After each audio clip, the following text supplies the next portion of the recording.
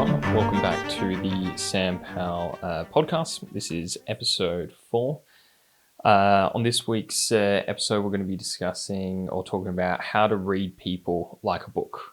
So I've been engaging with the idea of how to analyze, understand, and predict people's emotions, thoughts, their intentions, their behaviors.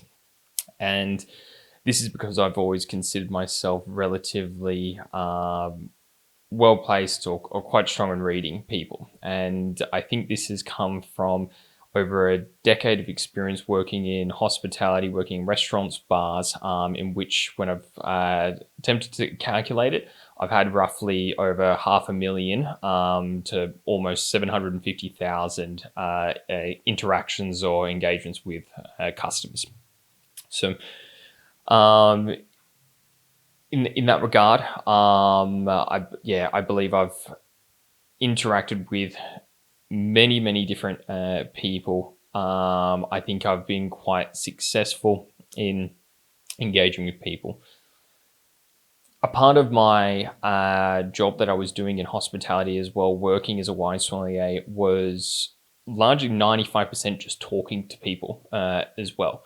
The sort of 5% that wasn't talking to people, the sort of physical aspect of it, was really just holding a bottle of wine, pouring a glass, but bringing a physical wine list to and from tables. But largely speaking, 95% of my job was speaking and engaging with people. And the nature of the Australian hospitality scene, how restaurants are set up, is you run with quite a low number of staff members relative to the number of guests you have compared to, say, Europe or the States, just due to the minimum wage here being a little bit higher. But that really put a lot of pressure on myself to be able to read people very quickly, engage with them very quickly, and understand with a genuine empathy what it is they were after. And then to be able to tell stories about the wine people that ordered as well. So in that regard, it really sort of forced me to pick up the capability to read people and do it quickly as well. Now, you may be wondering that why is it even important to be able to read people in a social setting? Why would someone even be interested in cultivating this skill? And what is even the ultimate goal in being able to read people? And when we think of reading people, we're talking about not only the verbal communication that they have, but really the body language they have, the non-verbal cues and the micro expressions that people exhibit when they're communicating with other people, when they're in a social setting. So to start us off, why I believe it is critical, why it's important to be able to read people well in social settings, is because it really fosters a deep sense of empathy with the people that you're communicating and engaging with. So the purpose of reading people is not about engaging in any Machiavellian manipulative sense, but about understanding what others really care about and getting the insight in the same way that a true friend or a therapist or even a parent has with someone else. It's about offering someone your complete full attention and your understanding, and it's in that way that someone who is only truly connected with someone who is a true friend can really provide. So reading people and reading people well allows you to genuinely make someone feel genuinely heard and understood, and offer that really caring, heartfelt, and authentic engagement. So when you're truly listening to someone, not just their words, but their silences, their body language, and what remains unspoken, you open the door to deeper connections. This requires the silence of your own inner dialogue and sort of resisting the urge to prepare your own responses when you're having a conversation. And unfortunately, I think that's what many people do when they are having a conversation with someone. They're just constantly thinking about like what they can say next, what they want to say next as well. And they're not actually listening to the person in front of them. They're not really engaged in a genuine and authentic dialogue with this other person. They're not actually hearing and listening to the person in front of them. And by wholly focusing on the other person in front of us, by doing so, we're creating this like space for a profound, authentic experience that feels both enriching and meaningful. And the person on the other side of this feels a real sense of like comfort and engagement being around them as well. So while this approach most naturally applies to one-on-one interactions, it can also be extended to group settings. I mean, it was always the case that when I was, say, working in hospitality, working in restaurants, that I was dealing with group settings, whether it be a couple, 4 people at a table, or even like 10 people, or potentially even more. The key, though, that when you're extending these capabilities of reading people to a group setting is that you want to make each individual feel as though they're the center of your attention when you are engaging with them. And here's a couple simple but powerful techniques that I use, that I always rely on, specifically in a group setting. These can also be extrapolated to interactions of just one-on-one, but I think they're most profound when used in a group setting. So the first one that I enjoy to use is by lowering the volume of my voice and also the tone of it as well. So if you can imagine a group setting, and it potentially could be where you're actually the only one speaking in this moment as well. And let's say, for instance, we've got 4, even 6 people at a table. But I like the idea of 4 because, yeah, generally it is the case that even if you're with just 4 people speaking, 4 people on a table, and you're the only one speaking, the others won't be speaking between themselves. And if during this conversation, so what is generally occurring in this instance is most people are talking. They might try to be talking over one another. They've also got a whole bunch of background noise going on around them. There might be pots and pans in the kitchen. There's music going on. There's other tables that might be like quite loud as well. And if I'm matching that tone, I'm sort of I'm matching the sort of energy and the frequency of the room. And it doesn't feel as personal anymore because now I've just sort of floated into the atmosphere of the sort of world around me. If, however, the person I'm speaking to, whether they're across from me directly, like next to me, I now start to speak a little bit more softly, and I speak with a little bit of a deeper tone as well. This will start to force individuals to come in a little bit closer to you because they'll want to first hear what you're saying, but they'll also feel as though you're sort of whispering to them or that you're telling them something that's just meant for their ears.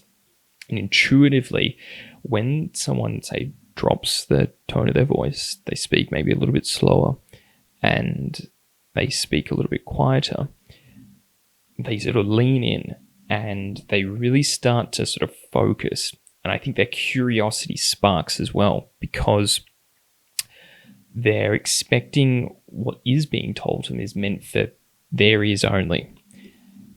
The other benefit of when you do speak with a deeper tone, most of the pitch of most of the other voices around you will be speaking with a little bit of a higher pitch because they're trying to work harder at speaking over everything around them. However, when you drop your tone, it tends to actually cut through those higher pitch noises, and it actually tends to be more well heard despite it being at a lower volume. So That's the first thing I really enjoy doing, particularly in that group setting, is just lowering my volume and lowering my tone as well. The second thing I like to do is by leaning in a little slightly to the person I'm speaking to. Now, I've sort of already mentioned it here that it's likely the case that the person you start to engage with directly, they'll also sort of naturally lean in as well. Like when you tell a whisper to someone, like they'll sort of unconsciously sort of mirror you. But if you aren't leaning in yourself and you've just sort of lowered your volume and lowered your tone and they start to lean in, you want to actually mirror this. Don't do it like immediately as if you're copying them, because people will pick up on this and it might feel a bit strange. But if you do that sort of small gesture, what you're doing is sort of signaling again that exclusivity and that engagement with that conversation with them as well. And I think it makes it feel more personal, but you want to make sure you're making this seem natural and organic as well. The third tip that I would recommend is having sticky eyes. And sticky eyes compared to, let's say, just like staring into someone's eyes is the idea that you're going to sort of like hold your gaze with an intention, but you want to let your sort of eyes linger with theirs, as if like pulling away, like naturally they're almost sticking to this like person. And what this sort of conveys is, again, this sort of focus, this sort of like deep interest in the person you're speaking to. So avoid like darting your eyes around too quickly or intensely. Generally, that's the case where you're wanting to sort of like pull everyone back into a conversation where it might have like segmented slightly, and you're wanting to sort of like pull back in the other members like of the group and let them know that you're speaking to everyone here. But when you're trying to sort of really focus in on someone and read them and foster that sort of like deeper engagement with them, having that sticky eyes, and then when you do sort of like pull away your eyesight, don't look at someone else. Look more towards like up in the distance, down towards something else, like, because this will insinuate that you're thinking about the conversation you're having with the person in front of you, and you're not sort of like opening it back up to the other people around you, or you're not thinking about the other people that are also around you as well. It's going to give that sense of that you're thinking about the conversation at hand, which is what you should be doing naturally. And that sort of drifting towards these like distant objects or neutral spaces, hopefully that should be reflecting the conversation, and it should be natural for you to do. So beyond those like 3 tips, the ultimate goal when you are reading people, or the thing I like to ask myself, and this is just in group settings but also with individuals, is what is this person trying to convey to me? What did they want me to think and feel about them?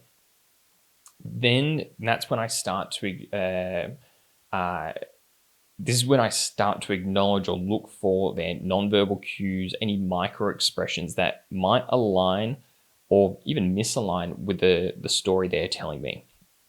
So I'm really thinking like, what is it how they want me to view them? And I think that's quite a profound place to start with, and it's not necessarily an answer you're going to have for immediately. But an example may be that when you go into a room with your boss, there's a likelihood that, given, say, the type of like meeting it is, for example, that they want you to view them as the expert or the gatekeeper for this next thing you're having to like deal with.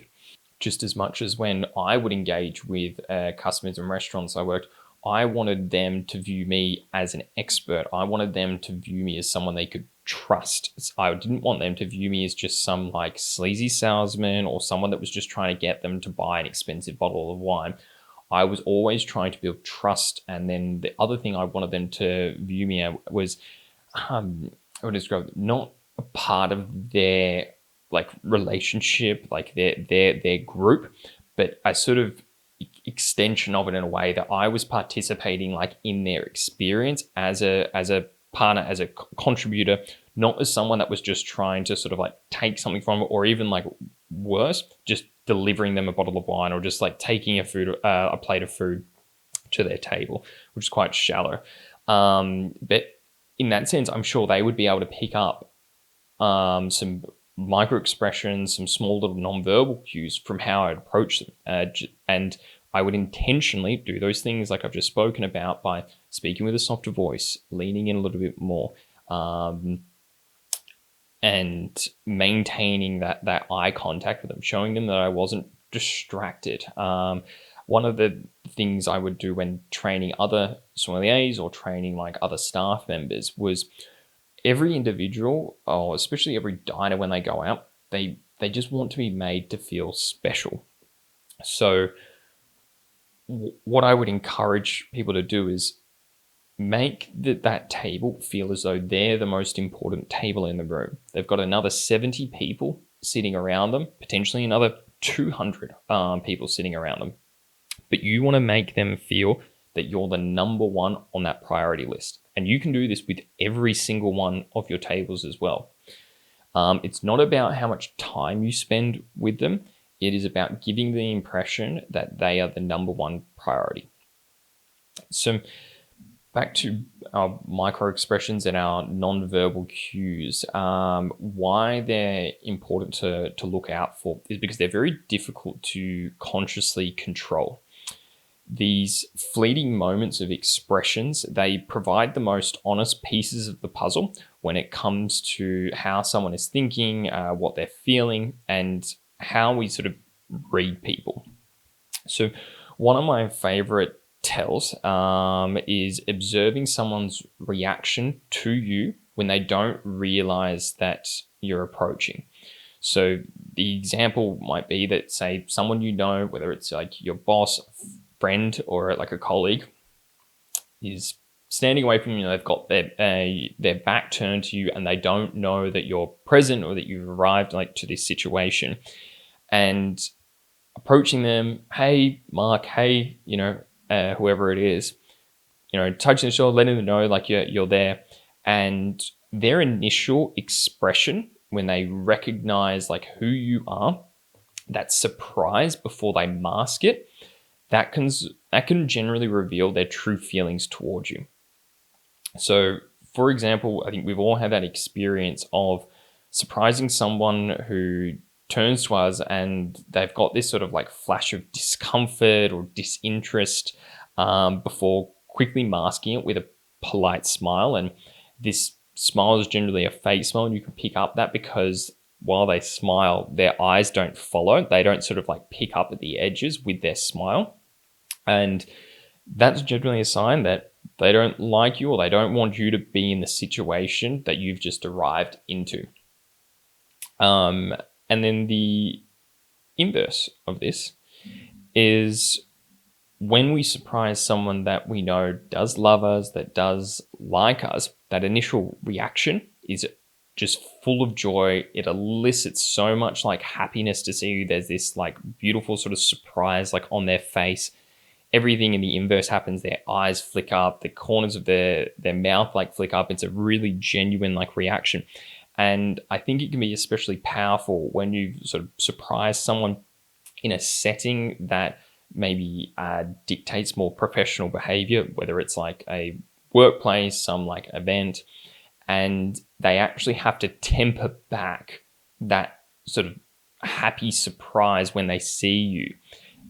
But it still reveals where like, they're holding back that smile and just the edges of their face is coming out. There's that crinkle in the side of like their cheeks that's really like having to flex to hold back that smile.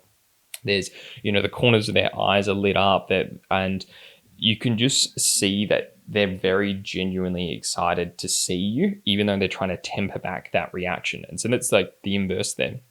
And so I think it's a really powerful thing to start to like recognize what is the initial reaction people have when they see you, particularly in that surprising scenario. And so they can generally then discern for us if there's any difference between someone's verbal communication and their genuine like emotions towards you. So when we're reading these cues, it isn't about suspicion or judgment.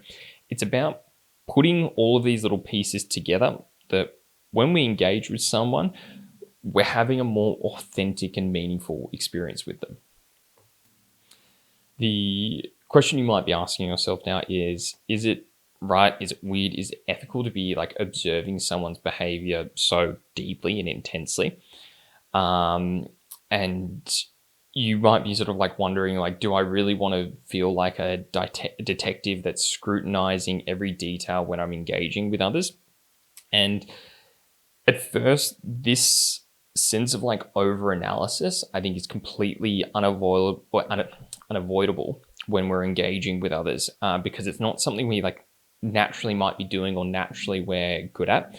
Really, the goal of when we're reading people is to get to a place where this is happening instinctually, when it is happening subconsciously. It's very rare these days that I'm going into an interaction where I'm consciously trying to like read someone. But that's because I've got well over a decade, well over like 500,000 of experiences with individuals that I can intuitively do this quite quickly with people. And sometimes I don't even understand how I'm doing it so quickly as well, or how I can be so accurate with it. But at first, it's, I think, worthwhile to do it consciously, but don't try to do like all of these little things that I recommend at once. Rather, it should be a practice of like one thing at a time, and allow it to be more like subconscious, like for you. And then I think you're not going to be sort of like magnifying a glass on someone trying to pick out all these little things. You can just sort of provide yourself like one moment of consciously thinking about something, and then relaxing into a normal conversation and being more subconscious with it. Because yeah, what I think occurs is when you're consciously trying to decode someone, there's a natural tendency to overthink, and this sort of leads to more rigid narratives or potentially like false narratives forming that don't necessarily reflect the reality of it.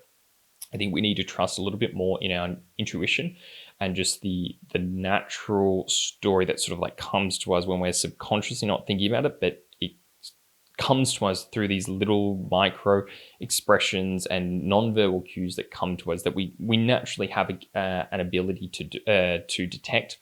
But the point of why you might want to investigate more into how to read people and cultivate this capacity is that you can get better at it.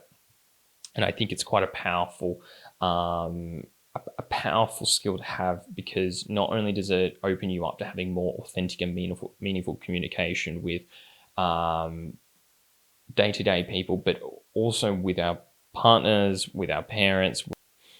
And I probably haven't answered this question of whether it's like ethical or is it right to be like doing this? We all read each other. Another important question to ask, though, in relation to the ethics of like reading someone, is how do you ensure that your observations are overtly influenced by your own expectations, your past experiences, or cultural norms? And this is a valid concern, because particularly when we're trying to consciously do it, as I said, we're more, I think, as receptive to potentially like building out a narrative that doesn't necessarily exist. And so unless you've achieved an extraordinary level of self-awareness and openness akin to a sort of monk-like temperament, it's unlikely that you'll interpret behavior without some degree of personal bias. I always find myself engaging in conversations, trying to like read someone, trying to understand like what is it that this person wants, what is it they want me to think about them, and realizing as I'm doing this that I'm bringing in so much baggage and so much extra thought and interpretation into what's actually occurring. And so the key to managing this is just these little micro moments of reflection with yourself, taking small moments to sort of like check back in with yourself and asking things of like, how do I feel right now? How did I feel walking into this room, into this social setting, into this meeting? Was I angry? Was I elated? Was I calm? Was I pissed off? What things might make me a little bit more sensitive to the body language, the communication of the person that I'm trying to read? The other thing I might ask is like, what has happened recently or like immediately before I walked into this social setting as well? Have I been listening to like particularly like grim and dark music that has like got me like on edge?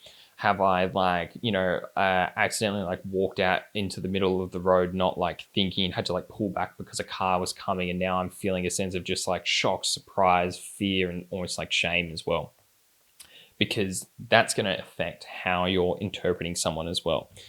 And are there past experiences that are shaping like how you analyze a person? And it might be that you've known this person for like some time, and you know that you just generally don't get along with this person. You know that this person doesn't like you, and they're constantly saying things to agitate you, to disagree with you. But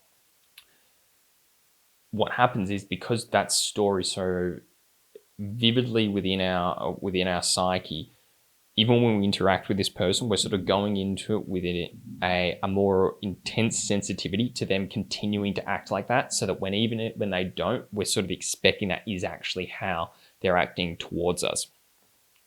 And that, I think, can be one of the biggest things that can really screw with how we're trying to read someone. So this reflective practice acts as a tempering mechanism, helping you sort of recognize and minimize the impact of your own biases. And by doing so, you can approach the interaction with greater fairness and clarity. And this is ultimately going to improve your ability to read people, which isn't about manipulation or control. It's about fostering genuine understanding. It's a way of offering empathy and attention that allows for others to feel truly heard.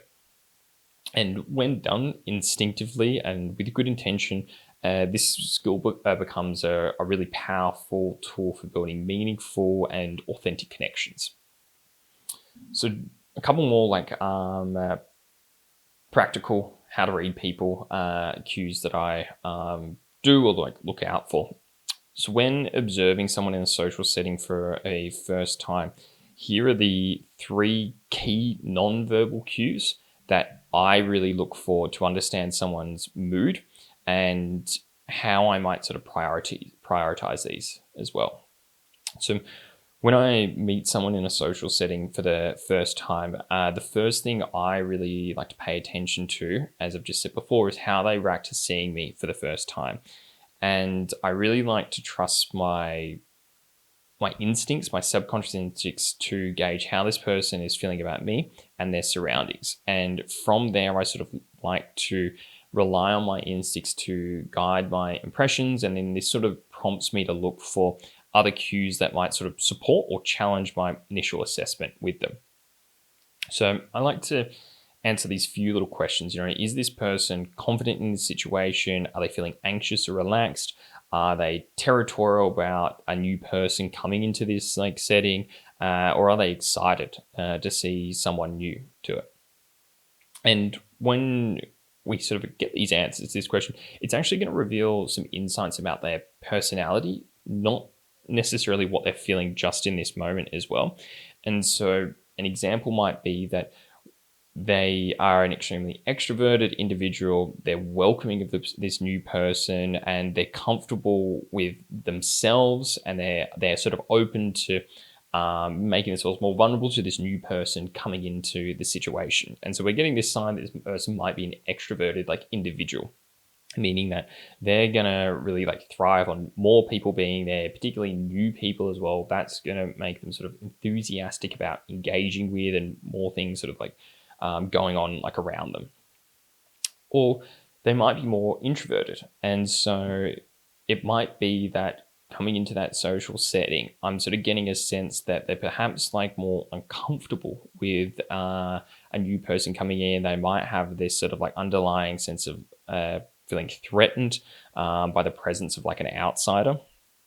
And these observations can be conveyed in really like subtle ways. It might be like the firmness of a handshake, the tension in like a hug, or the closeness of like a cheek kiss.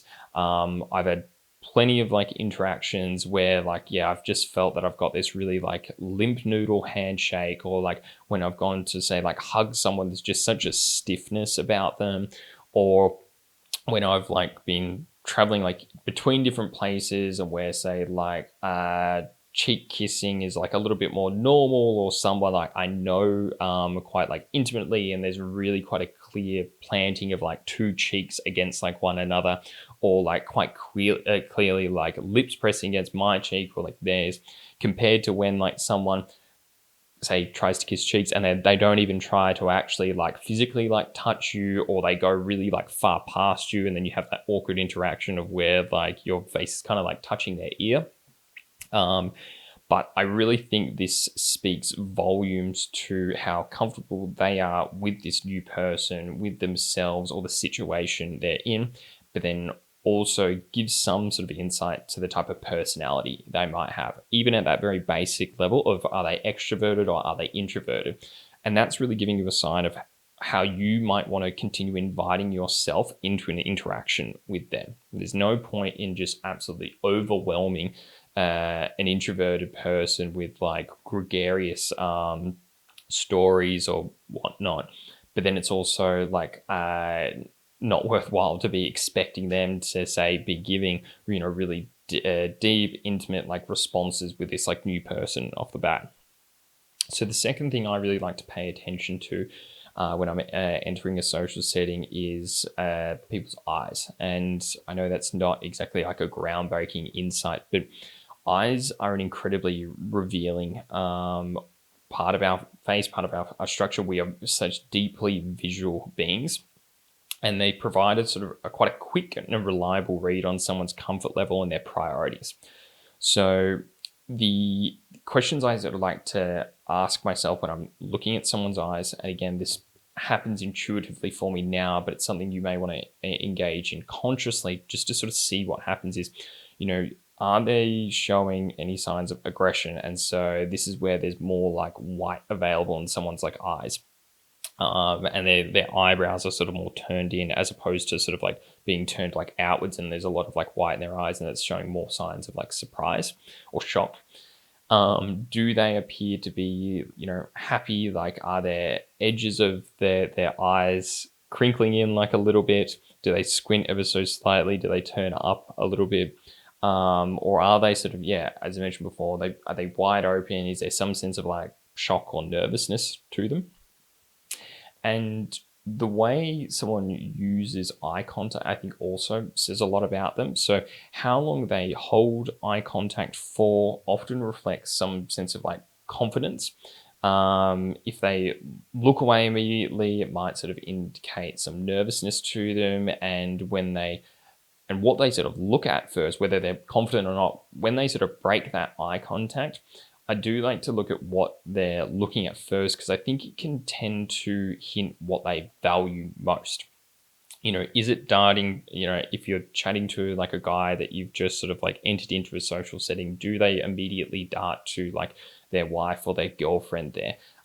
Does something else dart to like, I don't know, some cigarettes on the table or like a drink? Or I find that watching someone's eyes and where they glance to first sort of illuminates to me what's most precious to them, what they prioritize when a new person has like entered a space to them, when they're, say, on guard in some extent.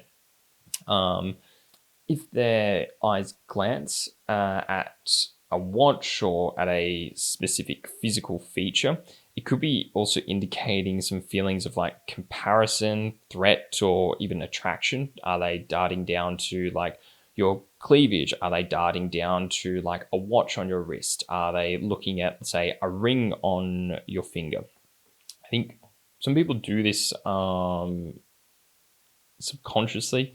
That can happen also like consciously to some extent, but I think it can start to sort of reveal some interesting insight when you first meet someone. The speed of which someone's eyes move as well can also reveal if someone's feeling settled or unsettled. Generally speaking, quick darting glances around can suggest sort of an anxiety or some level of like high arousal to them. It could be that they're also just really excited about the things going on around them. While a steady focus generally implies a calmness and a sense of confidence in someone. The final thing I really like to look out for when I'm reading someone is their posture. So for me, I found that posture is quite revealing about someone's level of like how they view themselves, and particularly how they view themselves in a surrounding. So it gives a sense of maybe like their self-respect, a sense of like their discipline, or like their emotional state. So let's consider for a moment like good posture. So someone standing like upright, chin is slightly like lifted, their shoulders are back. This sort of indicates to me a higher sense of like self-respect and an awareness of how others perceive them. And I find that these individuals are often, say, more confident, more intentional, and they have a sort of interest in like their own self like improvement as well. And they may want to appear more attractive or command more attention in the scenario that they're in.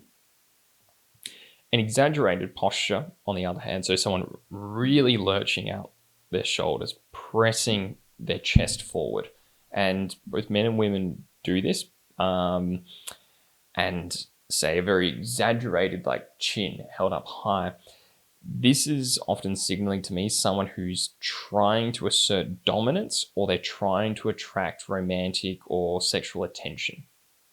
And there are degrees in the intensity of this, and maybe the best example of is like, say, a man wanting to assert some like dominance. I mean, we can sort of quite clearly think of our like not too distant ape relatives of, say, like a gorilla like pounding its chest and charging with its like arms completely like wide open. And I'm sure we've had all interactions of or seeing like men do similar things this as well.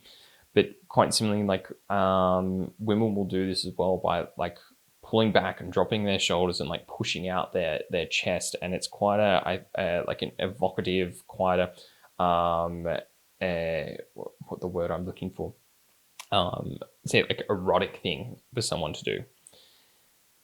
Now the opposite, let's think of our poor posture example. So when we notice someone like dipping their head down, closing in their shoulders, literally like lowering their body, their arms aren't spread out, everything's quite closed in. This is suggesting to me that someone has a desire to go unnoticed. They lack some level of like confidence in the situation they're in, or they've just got this indifference towards their self-perception. So these individuals may be struggling with some sense of discipline, or they rely on, or they struggle, what do I say? They rely on external accountability for how they present themselves. Physically, when someone has a slouched posture, it constricts the diaphragm, and it can reduce the amount of like oxygen you're pulling into your body. And then by doing this, you're it's like you're encouraging a sense of like anxiety within yourself by reducing the amount of oxygen, by constricting your diaphragm. And this sort of reinforces these feelings of like discomfort or insecurity. And so that's something you can actually even look out for in yourself. If you're feeling those feelings of like discomfort and anxiety, that take a look at your own body language. Have you sort of like crept in? Because just by opening yourself up and like taking a bigger breath in, you can actually relax yourself and self-soothe in that respect. And so the other comment I'll make around like posture is like body alignment. And if I'm facing you right now, my chest is facing you, my face is facing you, my eyes are facing you right now, my throat is facing you, my groin is facing you, my feet are facing you. I have you in full attention.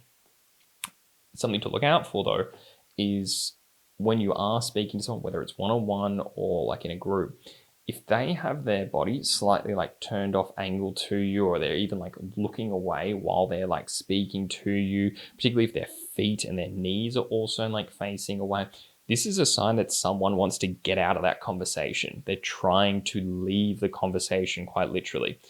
If you think about your crutch, your genitals, it's quite a delicate, vulnerable part of your body. So if you're facing it towards someone, if you've got your legs spread out and you're exposing that part of your body to someone, it's generally a sign that you trust them, they trust you. There's a sense of this person is like opening themselves up around you, they feel safe around you. And there's also the opposite of that. If someone's got their legs turned away from you, if they're like crossed as well, if they've got their hands, particularly men do this a lot, if they've got their hands down and it's crossing over their crutch, this is a very, very clear sign that they feel like threatened in some way. Some of the things that I would recommend looking out for, though, is an over-reliance on your instincts. And this is where you just completely surrender into like your own thoughts, your own impressions, like, okay, yep, this is how this person feels, maybe this is what they're feeling, without actually taking into consideration all the different pieces of the puzzle, where maybe you just pick up on like one thing, this look in their eyes, or they reacted in this way, and then you've just completely made up your story that this is how someone is. So it's one thing to look out for.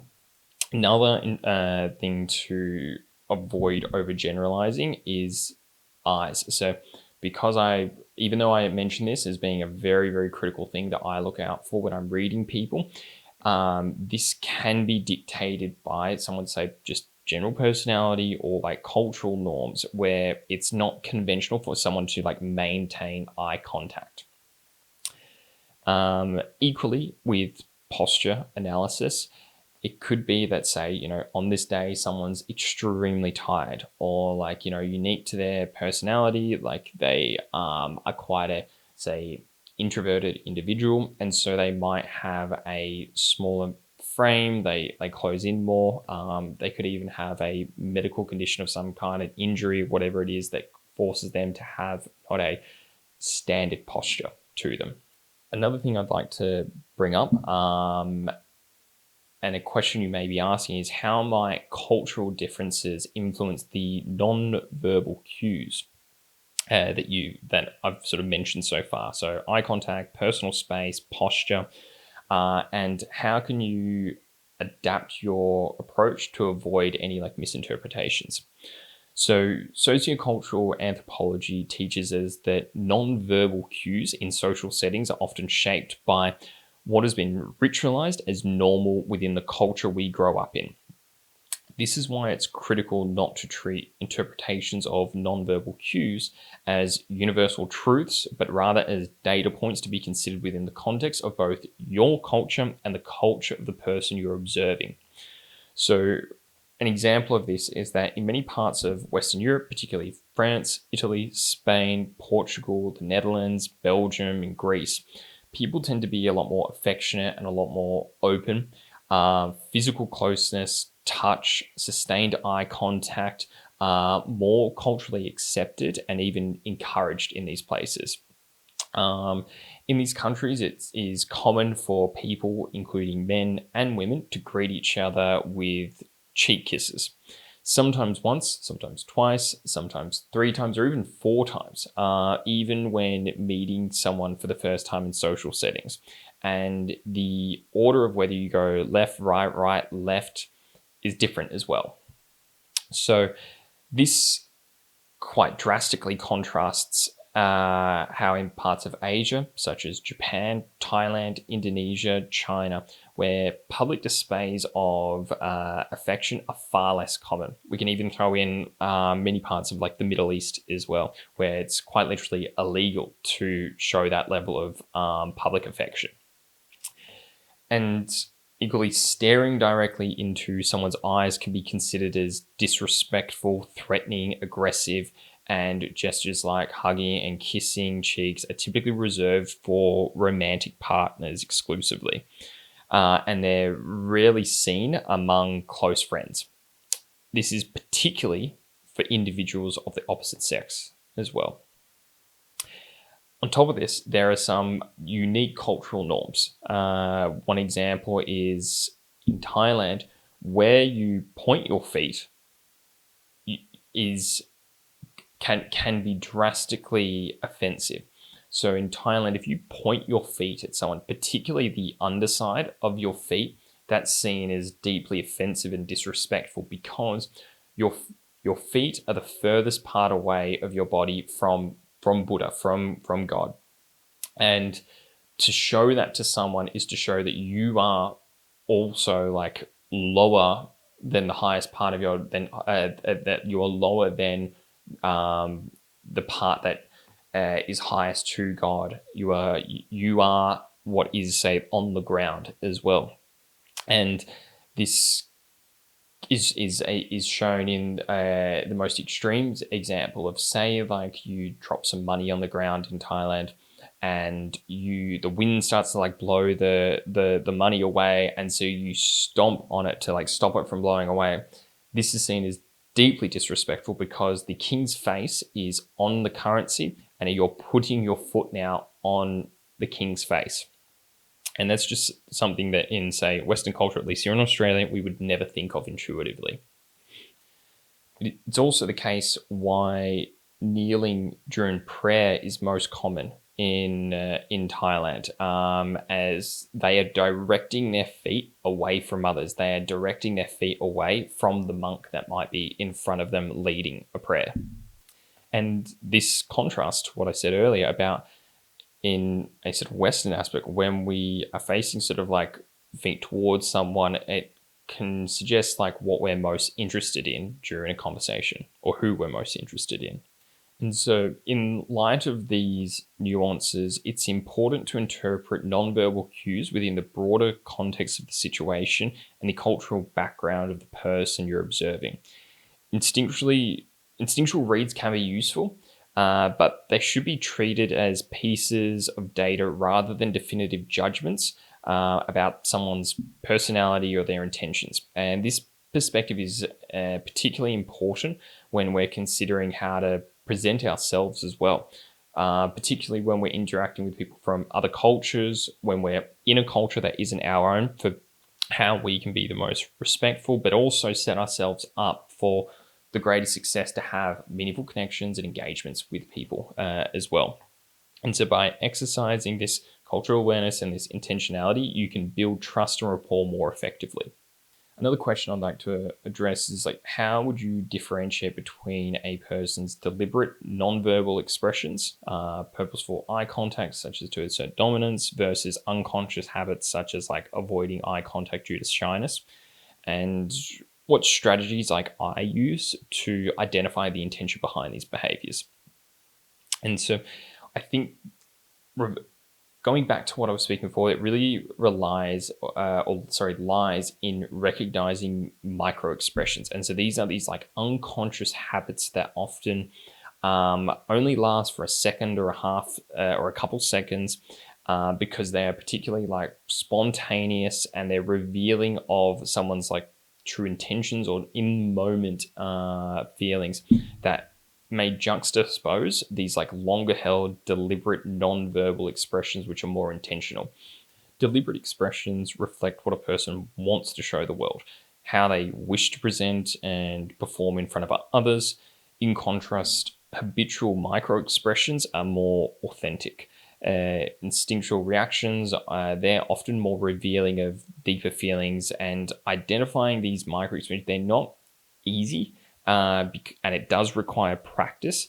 But the best way to develop this skill is by interacting with a wide variety of people and consciously observing how their expressions shift, particularly when meeting someone new or when the topic of the conversation changes. I didn't realize at the time that by working in restaurants for well over a decade, where I'd meet up to 400 or more people daily, this was giving me this invaluable education in reading people. And it meant that I really had to pick up quite quickly on people's micro expressions to understand what it was that I guess intended, what it is they liked, or what it is that they decide. And this is really what helped me build this ability to swiftly and accurately read people, regardless of their background or their personality. Another effective strategy to understanding the intention behind someone's behavior is to apply the sort of pleasure-pain principle. So every non-verbal cue can generally be categorized as a reaction to either pleasure or pain. People naturally seek pleasure and avoid pain. However, it is important to note that individuals are often more motivated to remove pain than to gain pleasure. And while this principle won't necessarily reveal someone's specific intention, It provides a directional sense of their feelings towards you or the situation, whether they want to engage with it or whether they want to move on. So that said, it is a general rule and it's not foolproof. And someone can be quite skilled at disguising their intentions, while others may experience conflicting emotions about a situation, and that sort of like and that makes them sort of oscillate between the sort of like pleasure and pain. And so that's why it's critical to sort of treat any individual micro expressions that reveal this sort of like pleasure or pain principle just as a single data point, not as definitive evidence. As an example of this like pleasure pain principle, when you'll say bringing up a recommendation, say it's with your girlfriend, hey, should we go to the movies tonight, or do you want to go out dancing? There could be, or there should be a slight micro reaction to each of these suggestions, and it may be revealing of like, was there some sense of like surprise to one of these? Was there a sense of like shock to it? Was there a sense of like aggression? Because more often than not, as I'm sure you've all experienced, the answer might be like, yeah, we can do whatever you want to do. And that's not genuinely what someone wants to do. So this final point of the pain and pleasure principle, I'll leave that as our conversation around like how to read people. I don't want to overwhelm you with the full vast array of like how you can read individuals, but just as a quick recap, I think it's worthwhile doing because it allows you to have more meaningful and authentic experiences with individuals.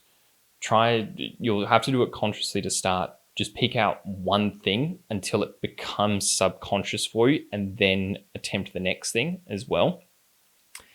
But yeah, I'm very happy leaving it there. However, I want to pick up something from the last podcast from a listener who shared a question with me. And so I'll do this like going forward. If there are any questions, please leave them as a comment or like message me like directly, because I'll bring it back up either in the podcast itself, or I'll respond to you directly for where you like leave the question.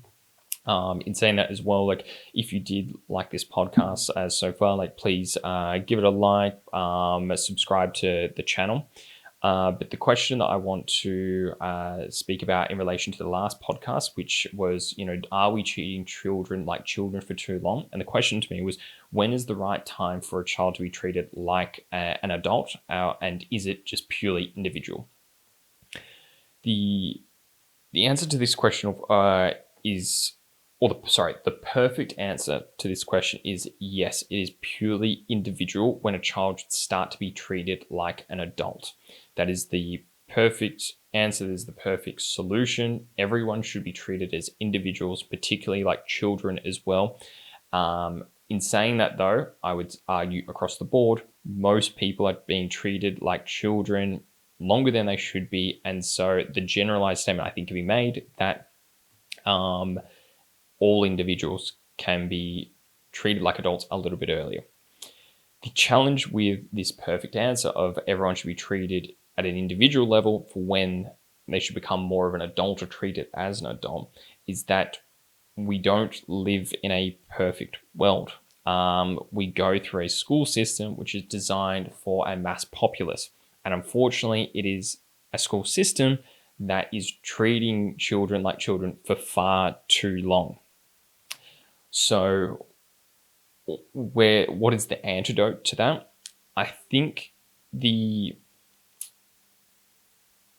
perspective parents should have with their children, because ultimately they should be the masters of their kin, is that they should be treating their children like adults as early as possible and make sense based on the child. And the point being that they aren't adults yet, but they should be treated like adults so that when they do make mistakes, when they are figuring this out, they're doing it within the domain of your kingship of which you are the master of. And this provides the best grounds and space for them to exercise into these experiences of adulthood and to start that journey in which they're in safe grounds, compared to being treated like a child all the way up to 18, 21, 25, and then getting thrown into the adult world in which they haven't actually participated in yet in any form of it. And they're essentially just a big child.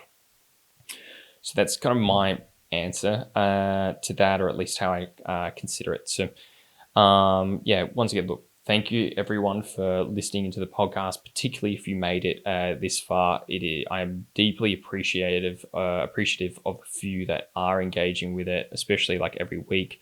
If you enjoyed the episode, please leave me a thumbs up. Subscribe to the channel.